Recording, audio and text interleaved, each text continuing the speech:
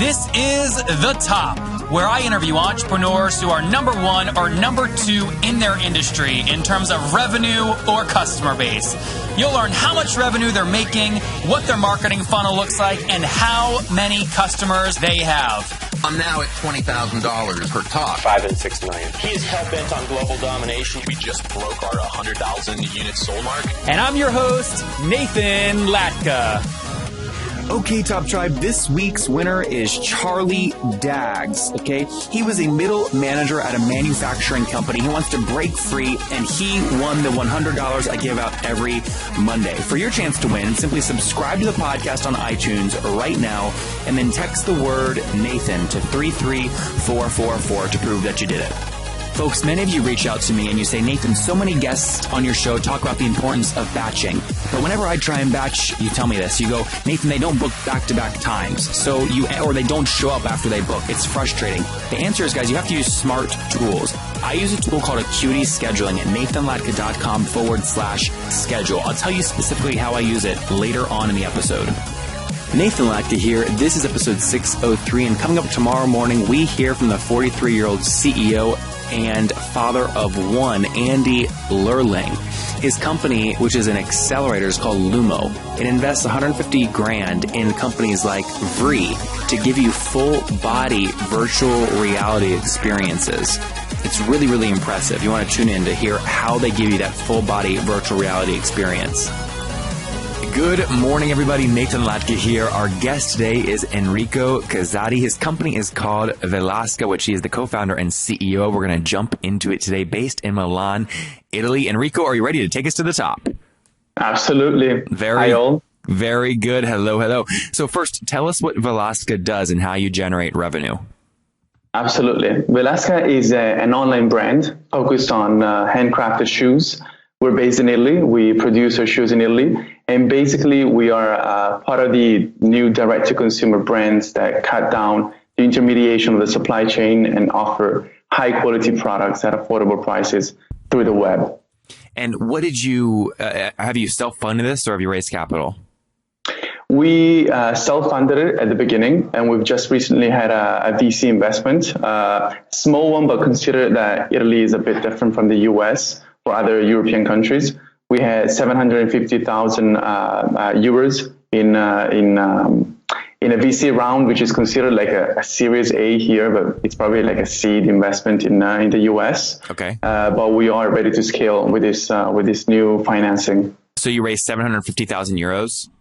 Yeah, exactly. And was that a convertible note or an equity round? It was actually an equity round. Convertibles are a bit more rare here, and a bit more complex. Got it. All right. Tell us about the product. So first off, like, what got you into this space? Or is your family kind of shoemakers? Is it in your blood? How'd you get into it? It grew on me, the shoemaking part. I do not come from a family of shoemakers, even though my dad is an entrepreneur in the textile industry. So it all started with the personal need of finding high quality, well-designed shoes while I was living in Singapore back in 2012. And I jumped on the opportunity both for the personal need and for the fact that I wanted to a change in my professional career. I was a banking analyst at the time. How old are you now? I'm 29 now, okay. And I was 25 at the time. 4 years ago, and started from there. And we made a lot of mistakes because we started very naively with our own money and with a massive project. But through trials and error, here we are. I love it. Well, okay, so let's jump into one of the products. So I'm looking at right now the Artista. It's the ankle boot. Did I pronounce that correctly? Very correctly. Yes. I feel so Italian now. Artista. So the model is ankle boots. The color is kind of a dark chocolate brown. It's suede leather. Winter Vibram rubber is what the sole's made out of. What do you retail? Absolutely. What do you sell this for? It sells for 179 euros, which is around like, 185 US dollars. Yep. Something like that.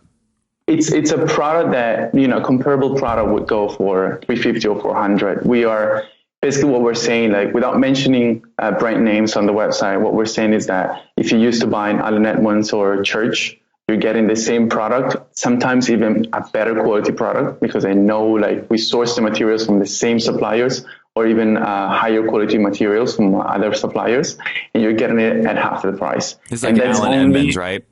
Allen Edmonds, yeah. That's only possible because there is no, wholesale margin and retail markup. We only have one link from the artisanal workshops we work with and the final consumer.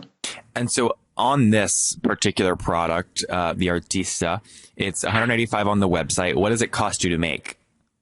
It's around 80 euros. It depends if we pay like right at the delivery or if we try to extend it for 60-day payments. But it's around 80 euros. So it would be like 2.4. Yeah, exactly.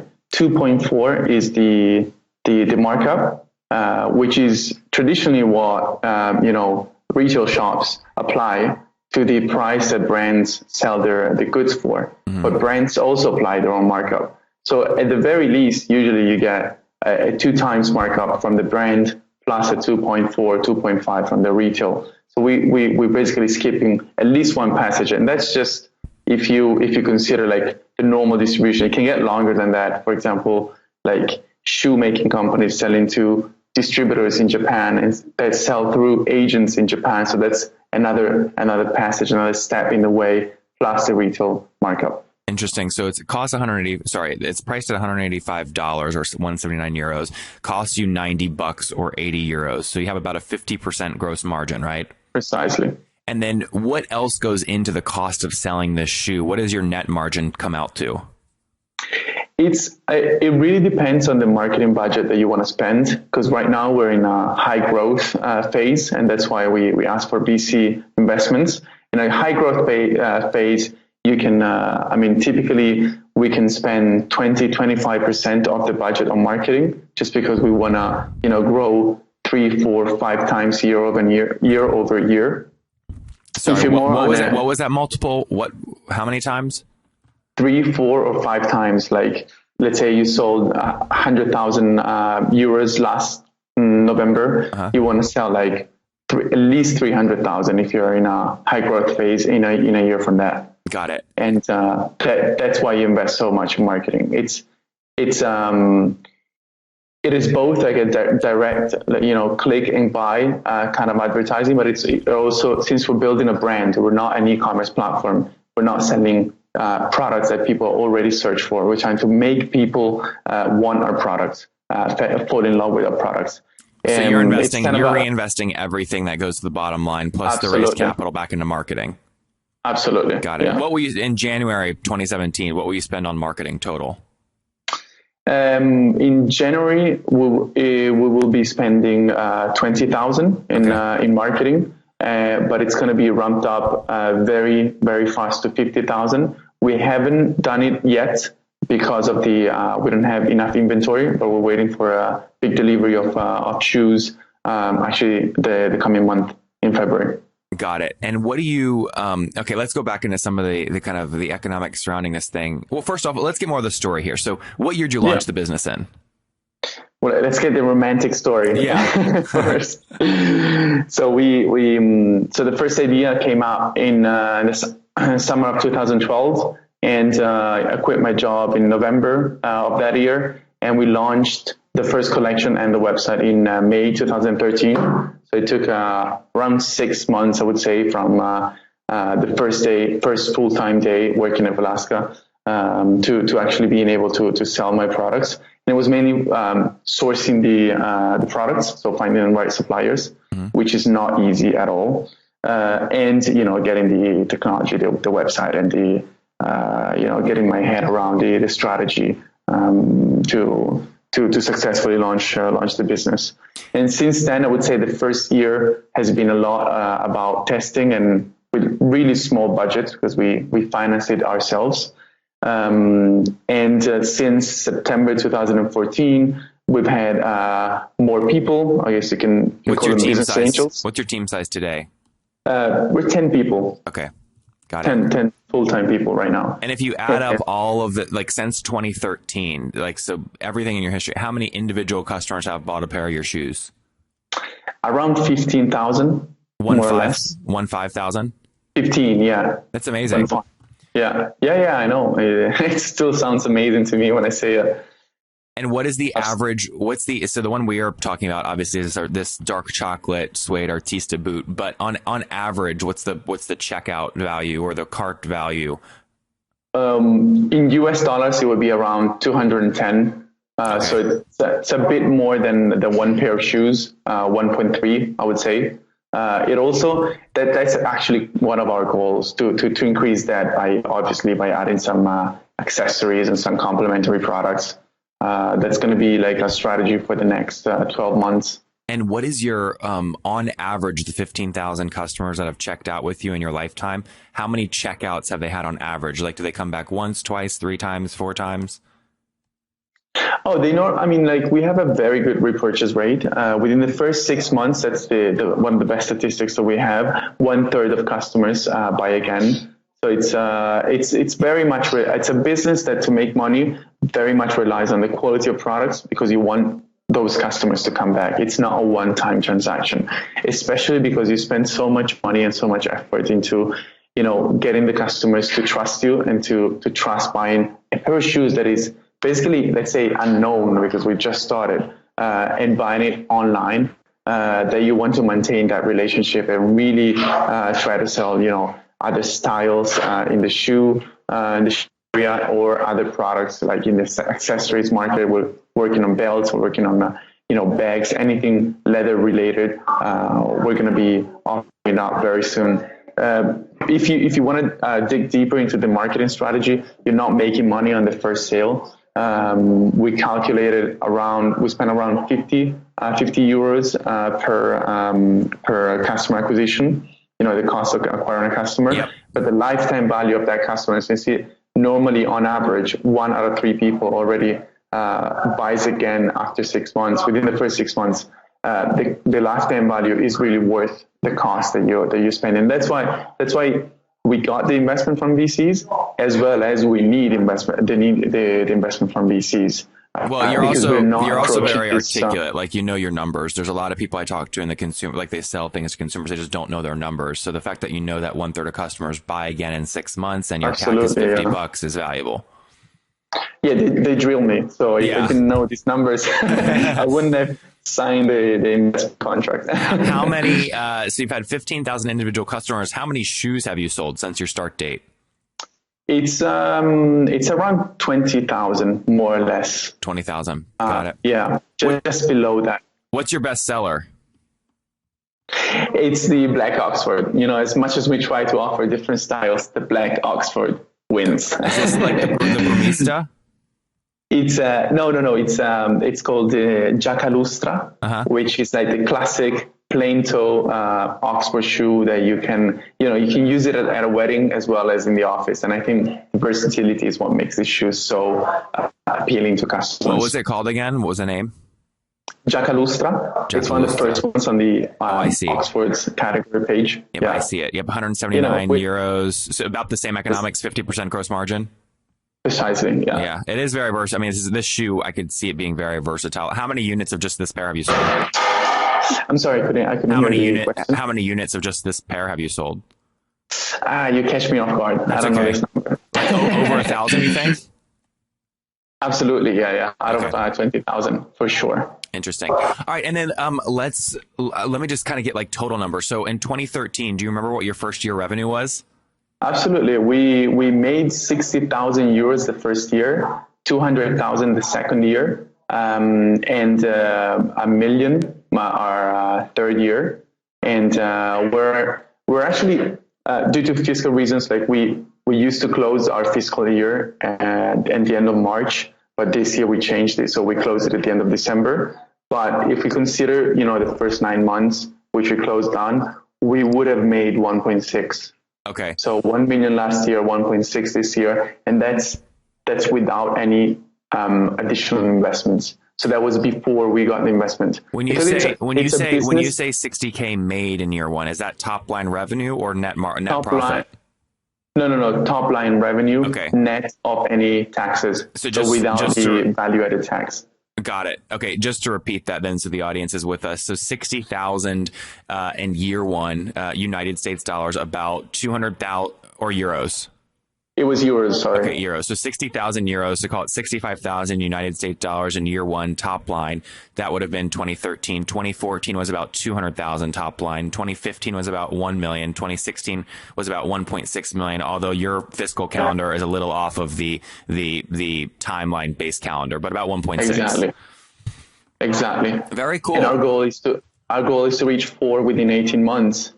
Got it. So the goal for 2017 is 4 million. Exactly. It's actually more important in net revenues than you have on a monthly basis when you're growing that much. So whenever you speak to VCs, they usually ask us like, what is your run rate? Like, what is your last 3 months run rate net revenues on a monthly basis? Because if you're making 100K this year, maybe 400K next year, when you're looking at the valuation of the company, obviously you need to consider this high growth. You can't just look at the previous 12 months. It grows too fast for that. Where are you spending money to acquire these customers? It's what works for us is any paid advertising that has an emotional component to it. So the lion's share of our budget goes on Facebook. On different, we have different strategies to acquire customers on Facebook. But whenever there's a display advertising or video advertising or something that allows us to tell a story or show the product, yep. That works really well for us. That's what great. doesn't is typical keyword advertising, which is, according to my experience, more geared towards e-commerce platforms that want to intercept a demand that is already online. Guys, I get asked all the time, Nathan, you host all these interviews, hundreds of them per month. How do you do them efficiently? And guys, the answer is simple. People always agree to my calendar, back-to-back meetings. I batch my interviews to stay very efficient. And the way that I do it is I use a tool called Acuity Scheduling at nathanlatka.com/schedule. And the reason I use them is very simple. They keep my no-show rate very low because they send out reminders about when the interview or the meeting is coming up. And also, they make it very easy to schedule time, right? I don't have to go back and forth via email 10,000 times with people I'm trying to meet with. Okay, at nathanlatka.com/schedule. It helps me so much. And by the way, look, I have so many meetings. I'm the best at meetings. Okay, I do them back to back, very, very efficient. You guys know me. Many people say I'm the most efficient they've ever seen. Okay, so I use the tool. It's so efficient. And by the way, I got Gavin. I said, Gavin, he's the CEO. I said, I want a great deal for my people. He said, Nathan, well, most people get a 14-day trial. Isn't that great? I said, no. He's given us a 45-day free trial at nathanlatka.com/schedule. That's not going to stay up forever, so go get it now. nathanlatka.com/schedule. Enrico, let's wrap up here with the famous 5. Number 1, what's your favorite business book? I'm gonna say if it's a business book, it's more like a lifestyle book. The 4-Hour Workweek by Tim Ferriss. I know many people do this, but it really changed the way I look at projects. Number 2, is there a CEO you're following or studying right now? I am reading the biography of Elon Musk. Yep. Still at the beginning, just started. But that's your favorite. Yeah. That's my favorite. Number 3, is there a favorite online tool you have, like HostGator? My favorite online tool right now, I'm exploring a software called Adabra. It's an Italian company that really took the automation marketing really seriously and trying to allow small companies like mine to leverage the same strategies that Amazon has on its own website. The personalization, changing, the homepage of the website based on the called user. Adabra, Adabra. Adabra, yeah, like abracadabra, Great. but just Adabra. And what's your, yes or no, do you get 8 hours of sleep every night? Yes. Oh, good. And what's your situation, Enrico? Married, single, do you have kids? I have a daughter, but I'm not married. Okay, so soon to be. Okay, good. Congratulations. That's exciting. Thank you. So one dog. Okay, good. And you said you're 29 years old, right? Yes. So last question. Take us back 9 years. What do you wish your 20-year-old self knew? Ooh, know your audience before doing anything business related. There you guys have it from Enrico. Know your audience. Again, his company is on a tear. It's called Velasca Premium Shoes for Men. First year, you heard they did about $60K or about 65,000 United States dollars back in 2013 is when they launched. They now have 10 people. They are a goal. They've just passed 1.6 million bucks in trailing 12 months top line revenue. Goal to break 4 million in the next 18 months. Raised about $750,000 as they continue to grow this brand over there in Italy. Enrico, thank you for taking us to the top. Thank you very much. If you enjoyed Enrico today, go back and listen to Gary Fowler yesterday. His company's called Findo, which has raised $7 million and passed 80,000 users. Over 700 customers pay them $10 per month to use artificial intelligence to find their files quickly. Top Tribe, I love giving away free money. I feel like Oprah giving away cars, and I have something special for you today. How many of you have heard our super sharp guests talk about success they've had with Facebook and Google Ads? Well, all of you listening right now, yes, if you're listening, you get $100 in free AdWords. Here's how you get it, okay? Again, thanks for listening. Get the free $100 from Google, right, when you sign up with my website host provider, HostGator. Go sign up now to get your free money. HostGator.com/Nathan. Again, that's HostGator.com/Nathan. Okay, Top Tribe, I'll see you bright and early tomorrow morning. And don't forget, before you listen to any other episodes, subscribe on iTunes right now for your chance to win $100 every Monday.